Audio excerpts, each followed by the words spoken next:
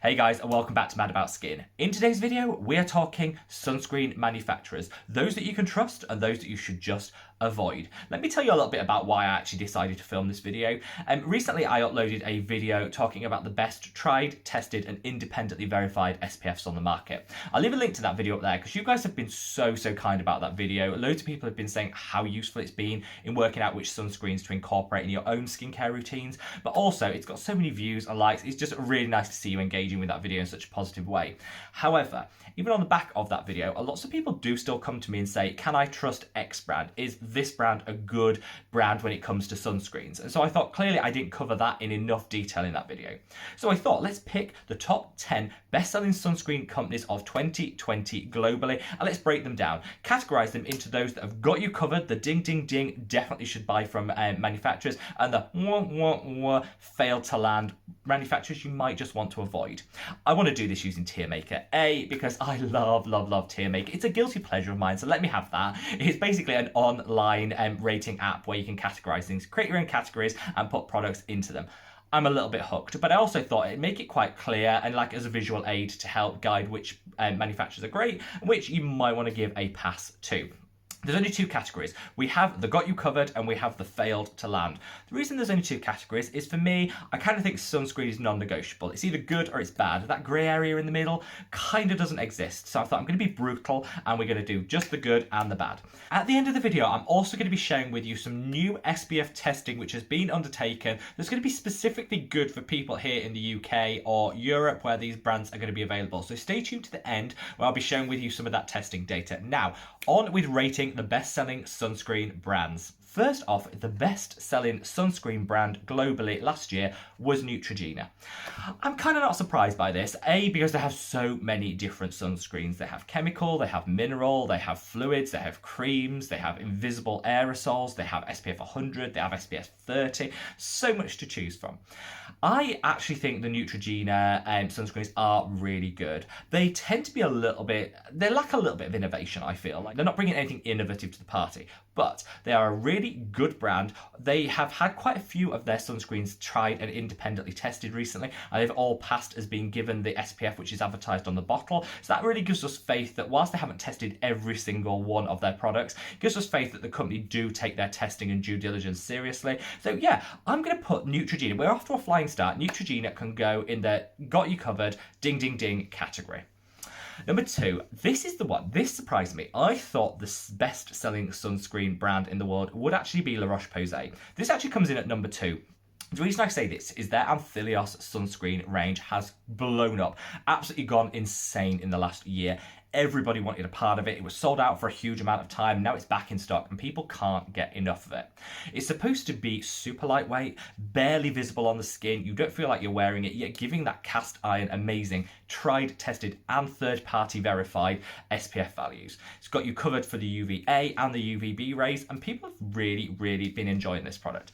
I only recently tried the Anthelios by Roche Posey and I must admit I did really like it. I'm going to put this in the got you covered category for Roche Posey overall. Some of their sunscreens are better than others. I'd say the Anthelios is probably the peak. A little bit up there in price, but worth it if you want a really good sunscreen.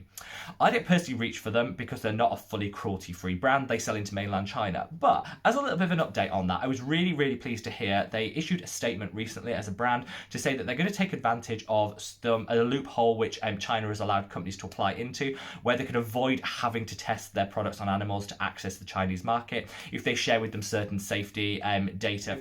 I think that's a really great way forward, and I'm so glad that Roche Posey are deciding to do that, because that does mean at some point in this year they will become completely cruelty free, and I just think that's a really great step forward. But that's something I will call out just as as we go along. I'll call out the cruelty free options for you. So off to a flying start. The first two are the ding ding ding amazing products. Unfortunately, it kind of goes downhill from here. So now we have Hawaiian Tropic. Hawaiian Tropic as a brand has been around for years.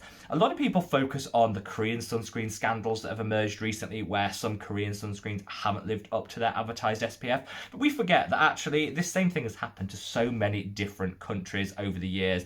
Hawaiian Tropic fell foul of this quite a few years ago. They corrected and they went through some changes, and they claim that all of their SPFs are now second and third party verified. They haven't released that data, so I haven't been able to check it. I'm actually putting Hawaiian Tropic though in the fail to land category, and I'll explain a little bit more. This is a brand which is supposed to be a serious sunscreen brand, and I think when you're advertising sunscreen more than any other product, you really have to take it seriously, and you have to take seriously your responsibility to the consumer, because it's kind of protecting our health. This brand has an SPF of 2. They actually sell a product which is an SPF of 2. What is the point? Like, literally, what is the point? I have no idea. I don't know how they're even able to test that, because if we remember back to the Keep Cool and Soothe bamboo issue, which I'll leave a link to a video I did on that up there, when that was tested, the Korean Institute of Dermatological Sciences said there was too few filters in there to actually give a meaningful value they could test. So how they could even test an SPF of 2 is beyond me. They do an SPF 4, 6, 8. All of this is just rubbish. They know as a company that there is no value in applying an SPF of 2, and we should be advertising an SPF of, well, dermatological recommendations is 30, but you know, something in the region of 15 or above I think should just be the bare minimum standard. I'm surprised that some countries haven't actually banned these from being sold, because I think it gives that false element of protection.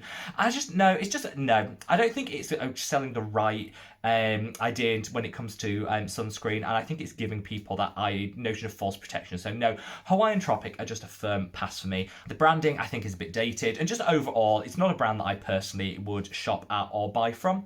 Coming in at number 4 is a similar kind of story, which is Banana Boat. So Banana Boat again was huge. It was quite catchy. The packaging's better than Hawaiian Tropic, but it's going firmly in the failed to land category.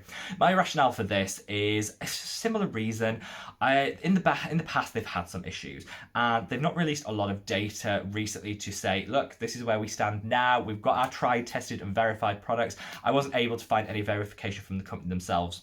One of their products also failed testing over in New Zealand. I believe they're reformulating. I'll leave a link to that study below if you do want to check it out.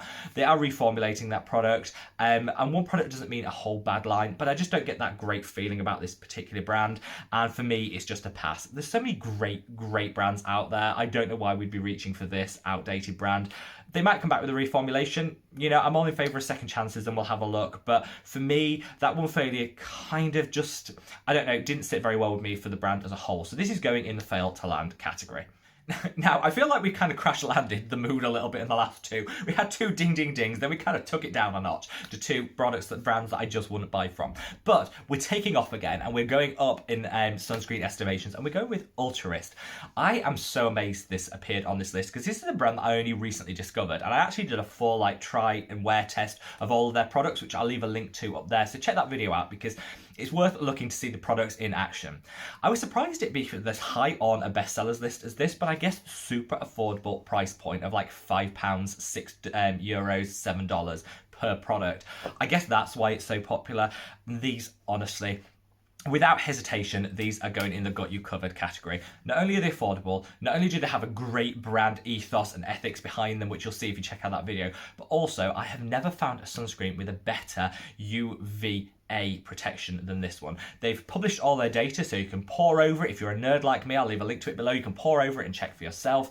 They've got really great UVA protection, which isn't the SPF that's valued. That's the star system that you see on the back, but that's the thing that prevents you from aging. So we look at the SPF to stop us from burning, but the UVA rays will still be aging us. So you need to have both, and this has it in bucket loads, and for such an affordable price. The fluid, amazing if you have oily skin, I would say. The cream, better if you have drier skin. Though, check that video out and read some of the comments below, because different people are sharing their experiences with the different products, and that might help you work out which one is right for you. But this is ding, ding, ding, straight off the bat. Absolutely love this product. Now, I said that I wasn't going to have a middle ground. I said that there wasn't any sort of middle ground in terms of sunscreens. But I'm going to break my own rule, and I'm going to talk about Coola. Again, a brand which has really exploded in the last couple of years. I'm not surprised it's on the bestseller list. Coola have a range of products. All of them are quite what I call beach vibe scented. Lots of coconut scents in there. Really nice if you're looking for that Hawaiian or tropical island vibe in your sunscreen. They are tried, tested and independently verified, and they are cruelty free. So they've got a lot of good things going for them. I'm putting them in the maybe category. I don't reach for them personally day in, day out. They're not not a bad brand. They've got the science behind them. The reason I'm putting it this is they're not great for people with sensitive skin because they are packed full of drying alcohols, fragrances. Some of them have colorants in. It's just a whole host of things if you have sensitive skin, which I think is a shame because I do like, sunscreens to be accessible to all. The price point is way up there. If you want to feel bougie on your holiday, when we finally, we've just been told in the UK that we probably ain't going on holiday in 2021. So I'm hoping we have some gorgeous summer so I can use all of these products that I'm recommending. But if you don't have, if you want to go on your holiday and feel bougie, feel extra and smell divine, this is a really great brand to buy into. And I appreciate that they're making sunscreens cool and appealing to a younger demographic and getting younger people into sunscreen. All good. All great. Just for me, I think the price point is too much and there's too much going on in these brands to really say, yes, they're a great brand. I'm putting them in the maybe. There's nothing wrong with them. I think you could get the same experience just cheaper elsewhere. And at the end of the day, I don't think we should be overpaying on sunscreen because it usually means we use less of it. We're a bit more reserved with how much we use and we should be slathering it on. So it's a maybe for Coola. Now, we might as well, let's do another maybe. While we're on it, let's do another maybe. This actually comes in at number 7 on the list of the best-selling sunscreens, and that is P20. So P20, I'm surprised at how many European brands there are on this list. I didn't realize that European brands were actually big outside of Europe, but they must be in order to get on that best-selling list. But P20 is a European brand. They have some really good formulations and they have some less good formulations. So the reason I'm putting them as a maybe is they are tried, tested and independently verified, so you have that confidence when you're buying from the products. But my only issue with them is their P20 Kids is groundbreakingly good. You get fantastic level of protection. You get locked in UVA, UVB protection. It goes on like a dream. If you massage it into the skin, you won't get any white cast. It's like a holy grail product for so many people. I love that. And then you have their more traditional style, like P20 range, which is filled with drying alcohols. Is so stripping on the skin. If you have a sunburn and you put this on, it burns like no other product because of all the alcohol in it. Okay, you shouldn't be getting burnt in the first place, but we all do it. You're not telling me there's anyone out there that hasn't once caught the sun. If you are that person, leave me a comment below. And when you put this on to protect the area, no, it just doesn't work. And I think a lot of their products are quite old-fashioned and quite stripping and drying. So I'm putting this as a maybe because I do think it's worth exploring their P20 Kids formulation. Stunning. Absolutely great. I'll leave a link to it below. The rest of them, I think they're fine and they're tested and independently verified, but I just think the application is too drying, even on my oily skin, and it burns, really burns and stings. If you have a cut, a graze, a burn, anything going on, it's just a really not that pleasant product to use. So this one's going firmly in the maybe. Now we have another, no, do not panic. We've got another fail coming up, but we do also have some really good products that I'm going to come on to. And I'm also going to be sharing with you some new tests, as I promised before, some new testing results which will come out, which I'll share later on in the video. But another product that I just think has failed to land would be the CeraVe sun lotion. Now, before you all come to me and say, oh, here we go, he hates CeraVe, therefore he's going to hate their sunscreens. I'm trying to look at this objectively. I don't like CeraVe as a brand. I've covered that in a video. Don't need to go into it here. I'll just leave a link to a video. You can check it out if you want to and understand my background behind that. But I still want to look at it independently because there are a lot of people that do like CeraVe. The reason this is going in the failed to land category is because it just is the formulation not great. They don't have a lot of choice. That's not always a bad thing because I'd rather companies do a couple of things well than have a plethora of products that are mediocre. But it's packed full of niacinamide, which isn't a problem. Some of the other sunscreens I mentioned do have an element of niacinamide in that, but this is quite a high concentration and I found it actually irritated my skin a little bit. It's got zinc in the product, which is fine and it's a great ingredient, but it does leave a very heavy white cast, whereas other brands seem to be able to formulate without that white cast. They advertise it as not having a white cast. I applied it to my skin and it definitely did, which is kind of why I'm putting it in the fail to land because I find it a little bit on the misleading side. I checked with some other people who have tried the product and they said they didn't buy it again. It's not terrible. It's not bad. I haven't seen any data on their testing or anything like that, so we can't check that it's verified or independently third-party tested, but that doesn't mean that it hasn't been or that it isn't living up to the SPF.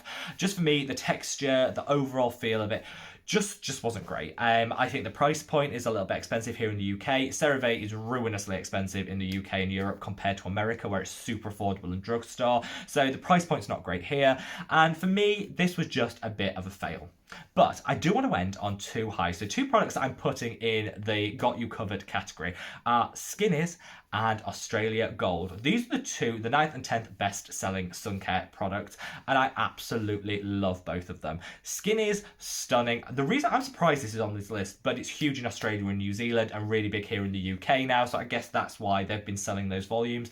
So good. And the Australia Gold, been around for years, tried, tested, independently verified. I would just caution when you're using Australia Gold, be a bit careful because some of them are tinted. So if you don't want a tinted sunscreen, check. If you do want a tinted sunscreen, you've got some great options. So just be careful you don't pick up the tinted version by accident. Such good products. Both of them tried, tested, and independently verified. Skinnies knocked it out of the park. Their Conco, which is their SPF 50, when it was tested in New Zealand as part of the trials, was way in excess of SPF 50. So it is giving you total locked in protection, which is great. One thing I will just say about Skinnies is I always get asked the question, they say to use a pea-sized amount, which is not what is standard dermatological practice. Because it's got no water in there and it's super concentrated, that's why they say you don't need to spread it as much, you don't need that huge amount to be able to spread a thick layer on the skin. I use the pea-sized amount and I've always had no issues with it at all. When the testing was done to independently and third-party verify the SPF in the product, the testing was done and was done using the standard amount of sunscreen, so way in excess of that pea-sized amount, and it came back way higher than the SPF 50 that was advertised. So I get the feeling when people say, do I use the pea-sized amount or do I use what was actually tested? Do what's right for you. I would always caution to use more than you think you need when it comes to sunscreen, because you can never be overprotected. So I would say use a little bit more than planned, but that hopefully will just answer that question for you. So there you have it, guys, a rundown of the top 10 best-selling sunscreen brands in 2020. Hopefully this will give you a little bit of perspective. For those brands that I haven't mentioned on the channel before, this will give you an idea about whether you might want to purchase from them or give them a firm pass. Obviously, some of this is subjective, and I'd ask you to share your comments below if you do disagree with me on any of these ratings, but of course, leave it in the comments below. Before I go, I do just want to update you with 2 bits of sunscreen testing which has recently been released by which is like a consumer protection organisation here in the UK. I'll leave a link to the testing below, though it is behind a paywall, I think, so you might need to check that out. But I paid and I checked, and they have verified 2 sunscreens here in the UK. They tried one, the Lacura, which is a brand over in, and I always get this wrong, but I'm going to leave a link to where it's from up there, because it's either Aldi or Lidl, and I can never remember. But I'll leave an image there so you know which one it is. That came out in excess of the SPF that was advertised, so if you're looking for super inexpensive, and honestly, the Lacura sunscreens are like £2.50 here in the UK. So cheap, and I think you can get them in Europe so cheap, and they apply nicely. I'd say they're a bit on the thicker side, probably work best for people with drier skin, but such a good affordable sunscreen, especially if you want to like lather it on your kids when you're on the beach. Great option. And also Morrison's, which is a supermarket here in the UK, they do their own brand sunscreen, and we sometimes look down our nose at sunscreens from supermarkets and think, are they really doing anything? I haven't tried it. I can't tell you what the formulation's like, and I can't tell you what the white cast or the application's like, but also passed independent testing. So if you're living here in the UK, you have 2 new drugstore core products that you could reach for. If you're in Europe, you can definitely try the Lacura brand. I don't think either of these do ship internationally, but I just wanted to mention that here because you know what? We all like some extra options. So if you're in one of the areas that this sells into, you've got 2 new fantastic affordable options. Hope you found this video interesting, entertaining. Do all the usual things. Hit the like button if you haven't already. Subscribe if you want to join our community, and leave me a comment to share me what your favourite SPFs are. Wherever you are in the world, guys, stay safe, stay well. I look forward to seeing you in the next video. Take care. Bye.